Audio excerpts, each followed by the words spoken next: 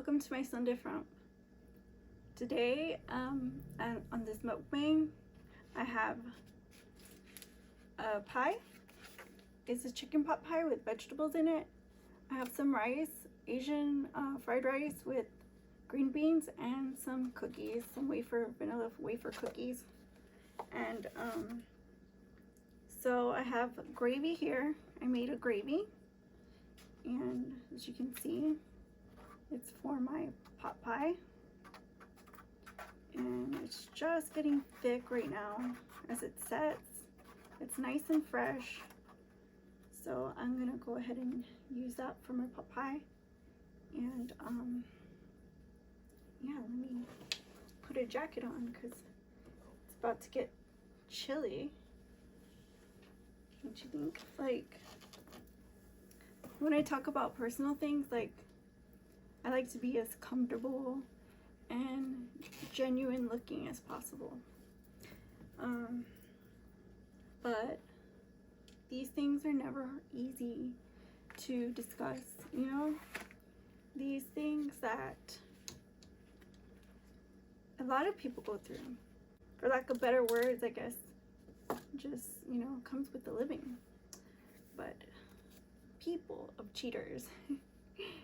So, and I talk a lot to other people that, you know, have experienced cheating, and I do a lot of my own research into things that I found within my own personal journey.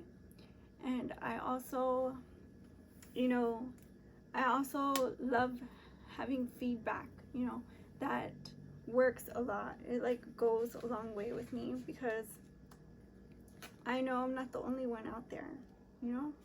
And as hard as it is to have happened, it's kind of even harder to show your face afterwards because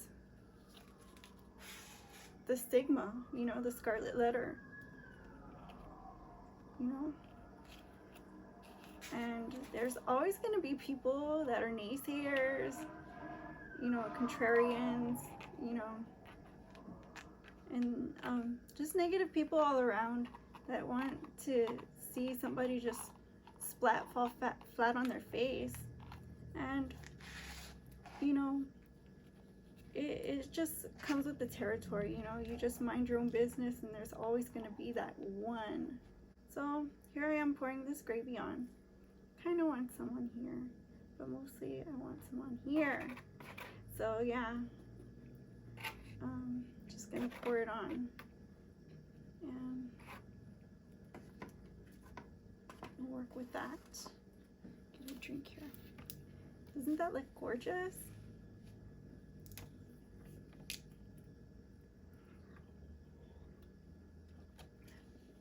If you haven't seen my walk video, I did that yesterday, so you can know, like, I still am on my path to health. Like, we all have different obstacles, and of course we all have different methods of practice, but you know, as long as you thoroughly enjoy life, as long as you continue being your unique self, and as long as you continue doing, you know, what you're supposed to do to keep your body, you know, moving, and, you know, eat right, stay hydrated. And so I like to talk about my long-term relationship, because a lot of people think like, oh, well, I don't want to talk to you about this guy or this and this guy, you know, such and such person. It's not relevant because they were just a part of your life. But your long-term relationship, you know, is like kind of reflecting you as a person, you know. And I'm pretty sure a lot of you guys just get married. How do they call it? Marry up. And no judgment here, because if you do that, then how would anybody guess that you would have been married to that one person, let alone anybody else? So it really doesn't matter who or how or what or if it worked out, because in these instances it doesn't. Working out means two people committed to the same relationship and significant only to each other. Committed to the obligation of said relationship, because spouse is a real thing. Marriage and vows, those are real things. Matrimony, And I wrote on the bottom, it says, so you finally won. You were right.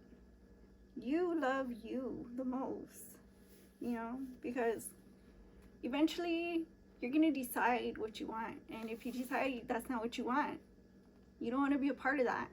You're going to decide out. And you're going to decide on you. On moving towards a better life for you. You know what I mean? There's only one way to know that. And I hope you guys search within yourself and find the love within yourself to be able to do things, that feel right, that are relevant to the current situation, that are, bringing light into your life.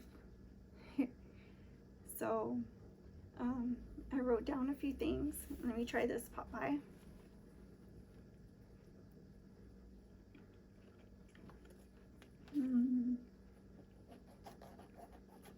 That rice is really good. It's just leftovers with frozen vegetables and some spices. So let's try this pot pie.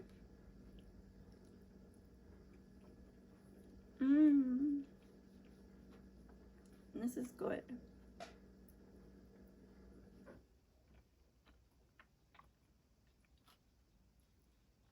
I love all the potatoes in here. That's like my favorite part. I think I put way too much spice in here.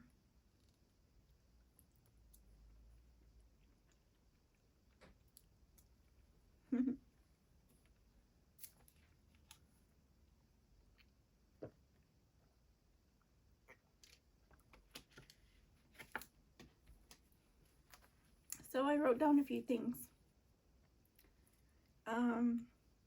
Guilt. Did I ruin everything? Did you ruin everything? What is everything now? Everything couldn't possibly be the same. It's not the same for the other guy. It's not the same for you. That person, did they ruin everything? Is everything ruined?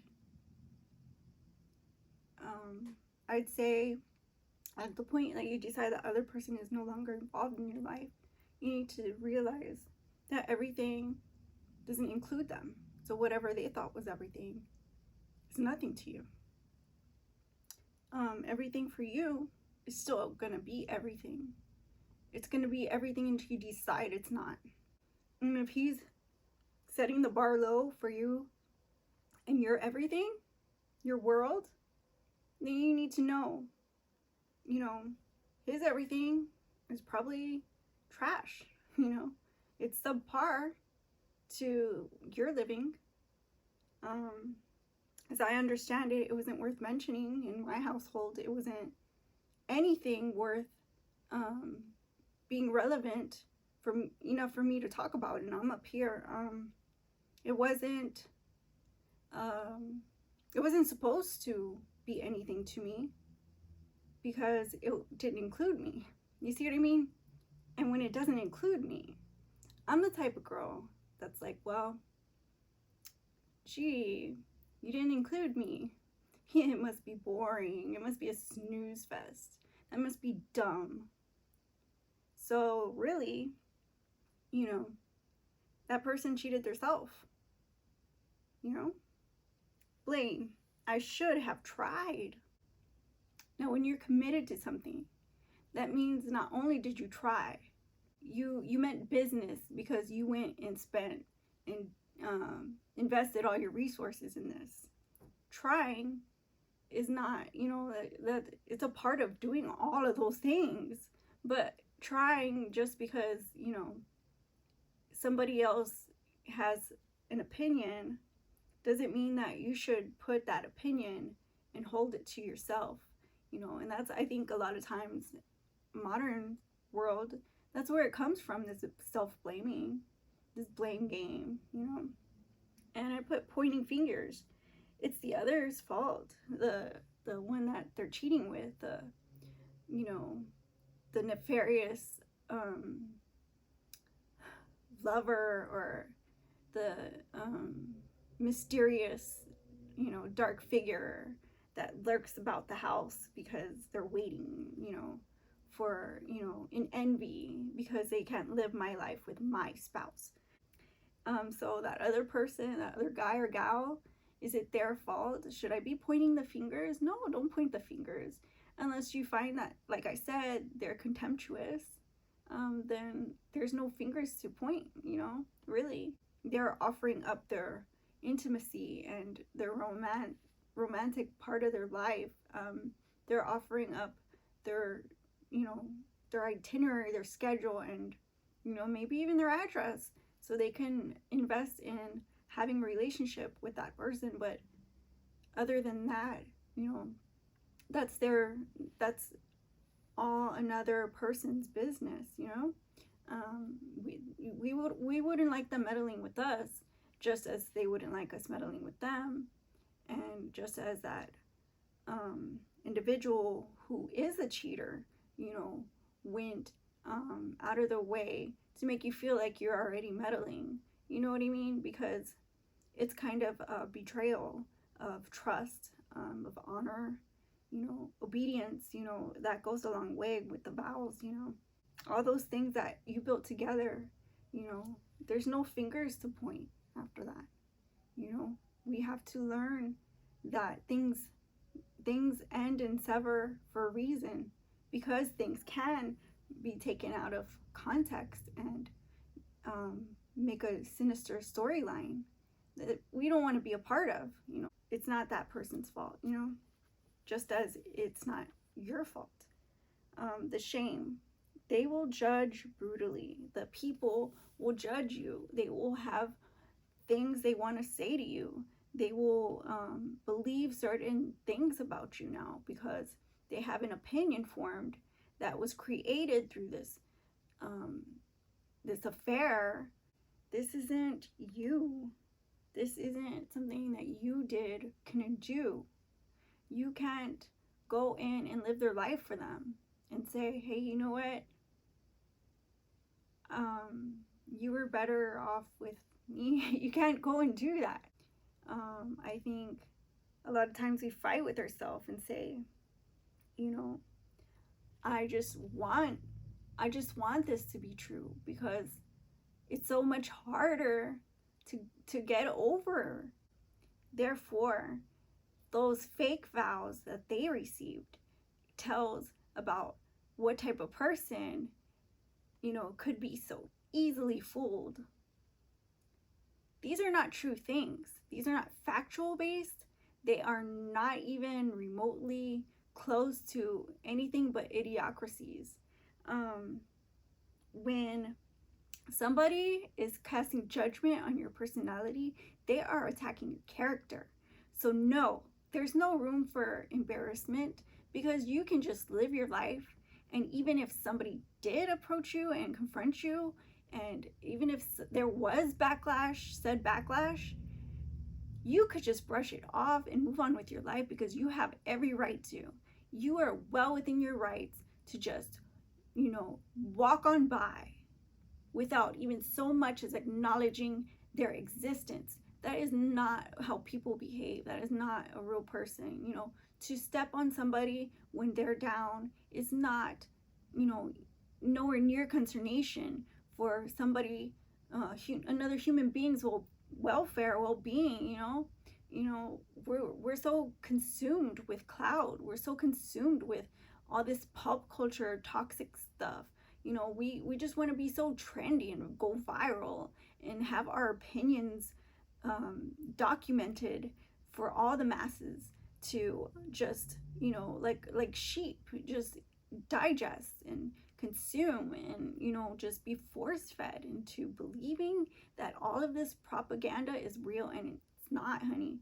Reality is real. What we feel, what we endure in real life, you know, what we long for, that is something real. Taken to the altar, that's how we manifest things.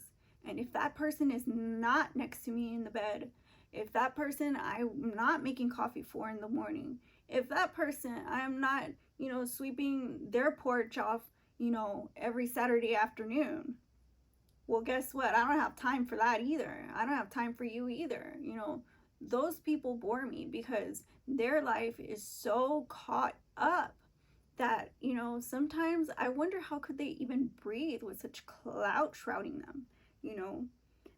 But humiliation, I'm without dignity, you know, a dignified person, they carry that throughout their life. They carry that because that's who they are. They are always gonna be esteemed to a level. And if you cannot have respect for mankind, then I really suggest that you find some type of maturity, you know, and regardless of race, regardless of anything, you know, I'm still building my future. I still got my path to work on. And this is just, you know, this is just a minor flaw that will pass. And because, you know, I myself, you know, I'm going through stuff, you know, and a lot of people don't know behind the scenes what I have been through. You kind of carry it throughout, you know, the time intervals. You know, it's a situation, and it's close to real as humanly possible. There's no way to not feel. There's no way to not get emotional, you know, and you need to grieve it because you're trying to move on. And if you already did, the backlash still lurks. You're gonna have to take time for yourself, you know, take a seat, take a few breaths, and, you know, stay confident within your own self, because, you know, that's the last thing that should be taken from you. Fault lies on the alleged cheater, not on the betrayed spouse. And I guess that's what you can take from all that was said, because I get a lot of questions about cheaters. How can they live just so freely, just so liberated, just so... You give them an inch and then they take a mile, you know. You give them your heart and then they want to go and give all these thousands of rings to all the ladies, you know, or vice versa, you know. You give a girl all this affection and then she turns around and she's, you know, hustling her way through groups of men, you know. Just, you know, the ocean's teeming with people who have, how do you say, a pea brain mentality, you know. And just as there are male simps, there are female simps. And, you know, a lot of times if you find any, you know, original, you know, rational personality, because they don't even have a personality to stand on, it's really contradictory to a lot of beliefs that we once had within them, that we entrusted within them. We entrusted that they wouldn't embarrass us, but that action alone, taken of being seen as a person who would, you know, rustle in the throes with another female, another man, it's just that it's like, who are you? That's embarrassing. It's just like, you know, did you try to humiliate me? Because I was, you know, I felt like, you know, this whole time it could just be me, you know, in a room filled with various, you know, it could just be that I'm the one that makes you happy, that I make you happy in life, that I could ever make one person in my life that I found was important important enough to accept that rock, accept the ring, accept my ring. And like I said, it doesn't always last. It doesn't last long sometimes. And a lot of times when it does end, you shouldn't be surprised. And you shouldn't be embarrassed or feel humiliated by societal pressures of, being so chaste. You didn't decide this. You didn't decide that you were going to be intimate and then they were going to be so outside that you would feel caught up in that. You might have all these emotions, but you need to sort them out. You need to just sit there and realize that you're going through a real tough situation. Realize that for this to bring you light again, it's going to take some work, and you're going to have to be passionate about that work, and you're going to have to stand 10 toes down in your own life and not be an NPC. You have to really get somewhere and do work. So, that said, you had a life planned, filled with desire, comfort, and peace. You loved your partner with passion. You trusted, respected, and vetted. You felt dignified in your one true choice. These are all things that we are, sometimes, it just kind of chokes you up. And you just automatically think, is it me? No, it's not, really. It's not. And as pathetic as it sounds, coming from me, I feel like 42 is only it feels like a third way there, right? Like, it's this lifespan of marriage. But, I didn't make it. I feel like maybe I was left out of something, but that wasn't real. Then I feel betrayed in my own romantic endeavors. That wasn't real either. And then I feel like I need to let go of my spouse and, heal and do all this stuff and do all the things, that an ex does,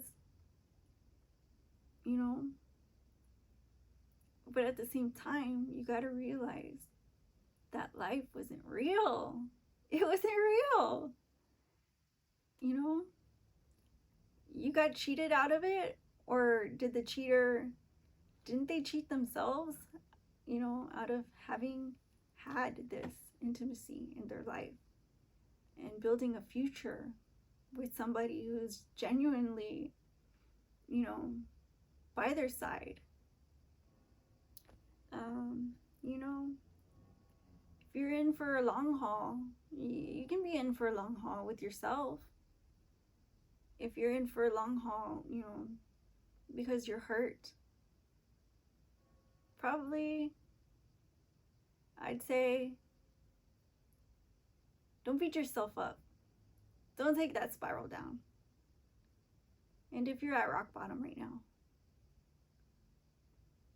don't catch yourself saying again that there's nowhere up. There's no way up. There's nothing to do, but sit there, in a soggy sob water puddle of sorrow. And so long as you can see the light, there's a way up there. If you want light in your life, and you look up and you see light, just know, okay? Let's reference the sun here. There's always going to be a sun. It's eternal. You need to find self-love and find that within yourself. Find that within yourself now.